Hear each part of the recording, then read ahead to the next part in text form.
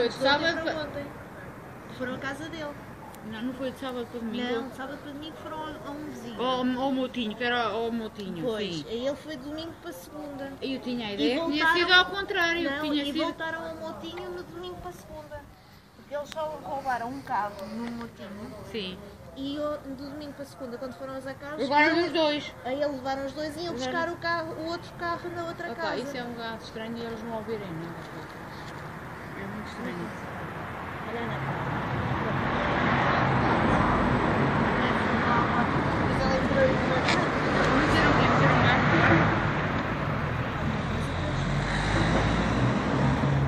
Tem que ser o grupo muito organizado. Caracas. Levarem dois carros, é mesmo em grupo. É, grupo é de certeza, mas agora isso não deve ser cada albergaria. Mas já viste que realmente assaltos quando levam carros na televisão?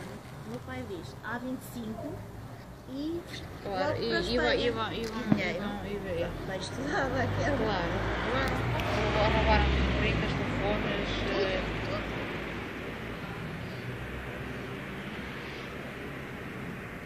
Ele olha para o teu